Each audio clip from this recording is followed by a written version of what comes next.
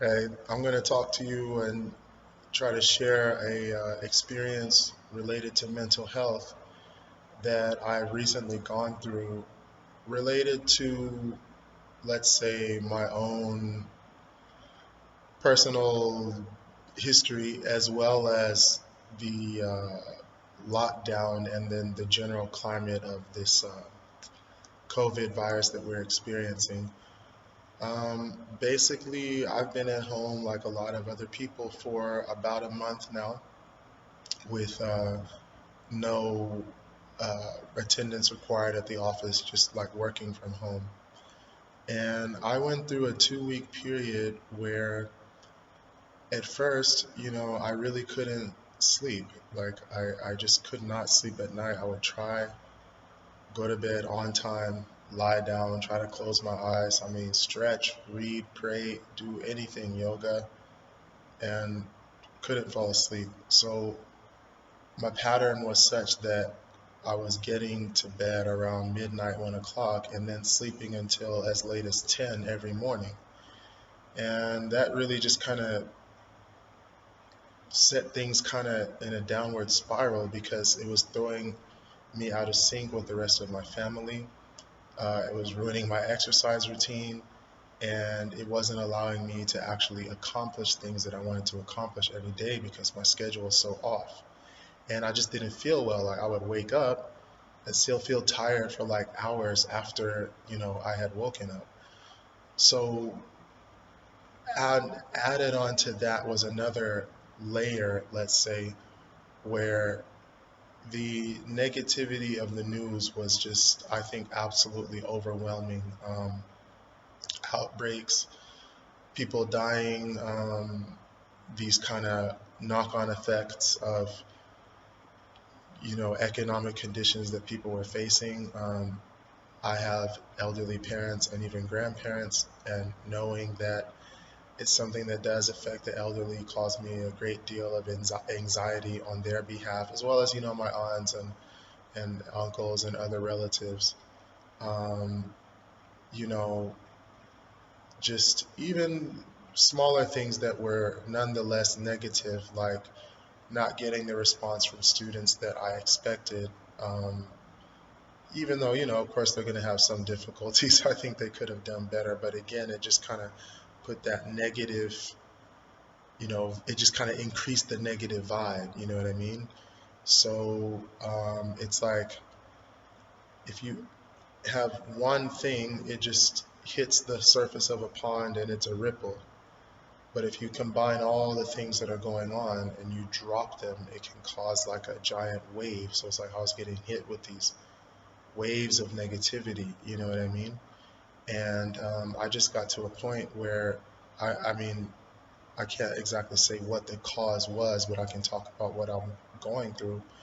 I just got to a point where it almost felt like I was looking at everything through, these kind of smoke tinted glasses, like there was a dark overtone filter through which I was seeing and experience everything. So seeing and experiencing everything. So I mean, I could be sitting with my kids and actually having fun, but I remember having this feeling while I was sitting with them that I missed them, you know?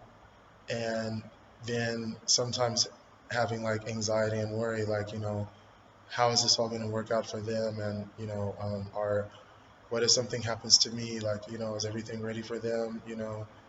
And what if one of them gets sick or, all of this stuff. So it just, like I said, it was just like this kind of overwhelming um, experience because it got to a point where no matter what I experienced or thought about, there was a negative darkness and a sadness to it, you know?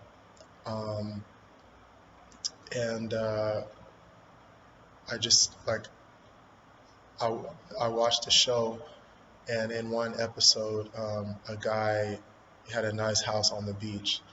And I was just thinking, yeah, I would like to, I want to live by the beach, and that would be a good place to cry, just cry by the sea. So it's like I was imagining myself being sad. I wasn't just feeling sad. I was imagining myself being sad, you know? And, I mean, it got to the point where I wasn't thinking about death like death being inevitable, but I just thought like, I'll probably die of sadness. Like if I die, it would probably just be from sadness itself, or maybe it would almost be a relief just to not be sad anymore, you know. So I just want to make it clear I wasn't thinking about harming myself or committing suicide, but I'm just saying, I mean, I'm not a person who never thinks about death anyway, but that those thoughts were again being connected to this overall issue that I was going through. And, it's just really hard to do anything. It was hard to think. I couldn't focus. I couldn't get any work done. Projects that I have, I just couldn't get anything done. I would be too tired to think, or I would just be unable to think, even if I wasn't tired. And again, that's like this kind of intensifier effect, because feeling bad causes you to not be able to do things, which makes you feel even worse. You know what I'm saying? Um, so really, I just to not leave before I move on to discuss like mental health more generally, I'll just let everyone know that I didn't stay in that condition. Basically, I just started to cling to some positives. I started to get active, just got out in the garden with the family, with the kids. I didn't talk to everyone about the extent of how bad I was feeling. I mean, I let them know how I was feeling because I know they'll kind of reach out and cheer me up, and I do have that support system around me. I mean, I got 5 kids, alhamdulillah, I thank God that I have a loving wife as well. And strangely enough, I was having some physical symptoms as well that I couldn't quite figure out. It turns out that I've developed a gluten intolerance, which was making me feel very physically uncomfortable, like dizziness and nausea. But I actually read that one of the symptoms of gluten intolerance is that when you eat gluten, you can actually go through issues with your mood, like depression and stuff like that. So I was able to get out of it. It's not the first time that I've been through this. I remember going all the way back to high school, at least. I remember vividly certain experiences. Long story short, mental health has to be seen like physical health. I mean, a person in a lot of ways can see the mind as analogous to, I'll give you the example of like my ankle. I kind of went through a growth spurt for like almost 10 years straight. So I was really tall really early. And because of that, playing soccer all the time and then basketball all the time, I would kind of, just kind of twist my ankle or sprain my ankle a lot because I think the joints are more loose when you're growing or something like that. So every now and then, I can still, like, I could wake up in the morning and be like, oh, my ankle hurts, my ankle's swollen, like, I can't walk. Just not because I played sports the day before. It could just be at any given time, I might take a step and my ankle's swollen up or it's just hurting and really tender. And basically, it's like a kind of recurring thing. And if there's something wrong with a person's ankle, it will affect their ability to walk, to run. They might not be able to get out of bed. They might have to take a whole day off work. They might have to cancel some activities, and it can come unexpectedly, like I just described. Now, think of the mind as being the same way. The mind can be healthy or unhealthy or go through health issues where everything that the mind affects will be, let's say, altered during that time. So, for example, a person going through a mental health issue may suddenly not be able to sleep right. And the people around them got to understand, look, if they had a broken leg, you wouldn't expect them to be able to keep up with you walking. You wouldn't even ask them to do certain things, even though they usually always do those things. Likewise, if they're going through that mentally, why can't you wake up? They can't wake up. Why can't you go to sleep? They can't go to sleep. Their mind is having some, problems. Uh, why can't you focus? All of these things, that's exactly what a person's going to go through. It could be recurring, it could be a one time thing, it could be a permanent thing. And I'm not a mental health expert, but I'm kind of a person who thinks deeply about a lot of things. I listen to experts and I read them. So I'm just sharing my understanding, just to make that clear. Um, when a person is going through that, the number one thing is the people around them and they themselves have to basically see is that it may take a while to get through this, but you can get through this. And while you are going through it, while you are enduring it, you have to alter and adjust your expectations as per the conditions. Meaning, if someone has a broken right arm and they're right-handed, they can't write. The school's going to have to somehow figure out a way for them to be able to do their assignments. They're going to have to accommodate them during that time. If an athlete, tears their ACL, well, then of course they can't play, right? I mean, they'll be going through therapy for a long time. They will very slowly come back, and they may never come back to where they were. Mental health issues can be, something that experiences build up to that, where suddenly now this person is in a state where they are not where they need to be mentally, just like it could be physically. The brain is a physical organ, just like the elbow, just like the bicep, just like the neck muscle. You know what I mean? If you don't do the right things, if you don't take care of your mind, it's just like you could wake up with a crick in your neck because you slept wrong, but that crick is in your mind. So, I mean, obviously this analogy has its limitations, but I think if people could grasp that about themselves or about the people around them, that would be the most positive step and the only step that I feel comfortable recommending as a non-professional. So, what can exacerbate mental health issues right now? The change in schedule, where a person isn't actually,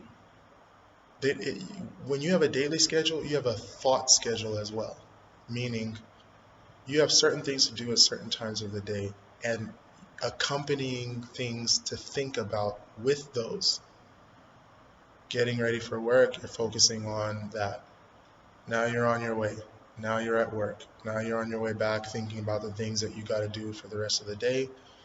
You have your regular social habits, and there isn't a whole lot of downtime where, you might call it like unstructured thinking time. If that gets taken away from someone, they or others around them may not realize how helpful their daily schedule was, because it could be most of your schedule isn't up to you. It's determined by your job and your family and stuff like that. What's the solution? Well, obviously, to implement a daily schedule and let people around you know that you need help with that. I mean, incorporate others to the extent possible in that schedule, just as a way of kind of making sure that you can stay on it. The second thing is that social distancing can lead to social isolation. I talked to a friend of mine who said that he hadn't spoken to another human being for 2 whole days, like face to face. He hadn't met with another human being for 2 entire days. And I think that's extremely rare in life, but that's something that happened obviously because of the lockdown. How to overcome social isolation, I think number one is virtually.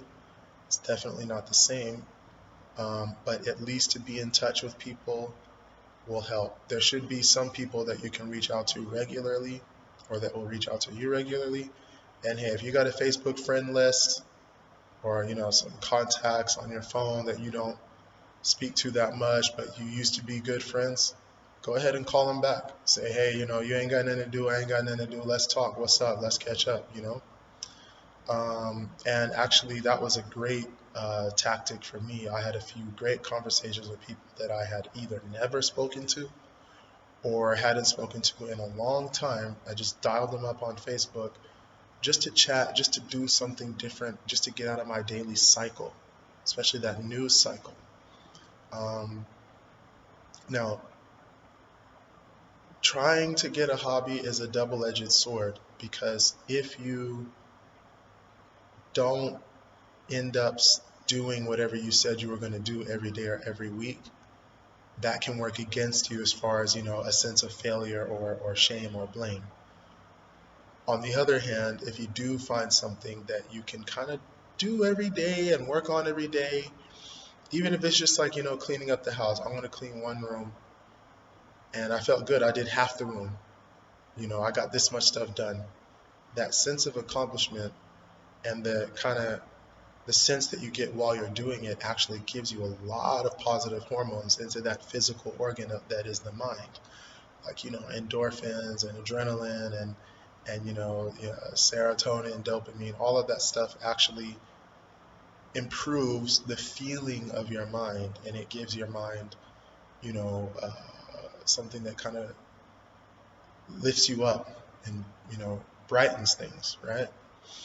Um, so getting a hobby, setting some goals that you are sure you can keep, no matter how small they are, because it's not about what they say. You should pressure yourself to get something done, like get your side hustle going, get that business started up, get that book finished. And if you don't, by the time this is over, you know that the problem all along was really you. Well, that does apply to some people.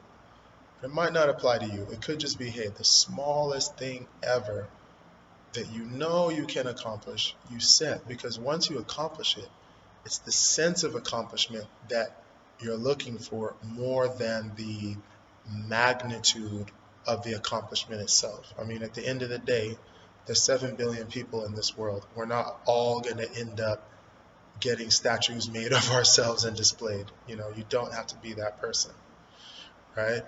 Um, I think last but not least, if you are dealing with a mental health issue, reach out to those who can help you. Just like if you're having a physical health issue, sometimes the home remedy is okay.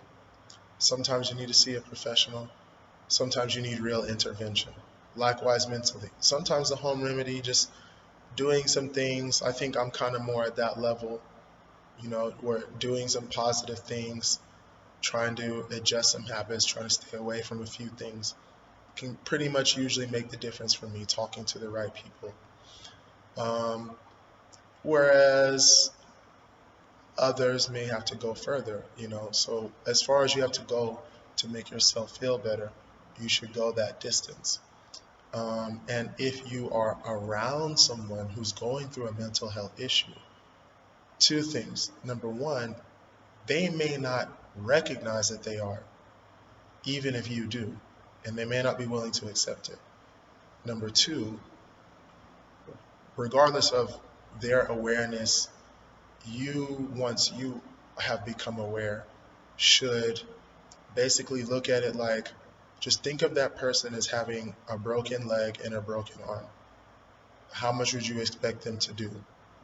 How how much extra would you expect yourself to have to do? How patient and forbearing would you have to be if that person had a broken leg and a broken arm at the same time? If they're going through a mental health issue, it's literally the same thing. They cannot do what they normally do. And why is really not the issue, because the fact of the matter doesn't change. They're not at the level that they normally are, that they want to be, even that they could be, right? And they need to be accommodated, right? Now, in what way? Again, use your own wisdom, use the advice of professionals. But these are very trying times. We don't know where this is going to end. We don't know when this is going to end, how it's going to end. And I think that mental health is something that needs to be addressed and accommodated during this lockdown, and really in all times. So I hope that, the thoughts that I've been able to share have benefited you. I hope that my experiences that I shared have not distressed you. And I hope the fact that I was able to really get through to the other side for now will give anyone who is suffering some hope and encouragement. All right. So, do your best to make the best out of, whatever situation that you're going through. And of course, I'm always someone that anyone can reach out to if they want, in the comments or through any other channel. All right. Peace.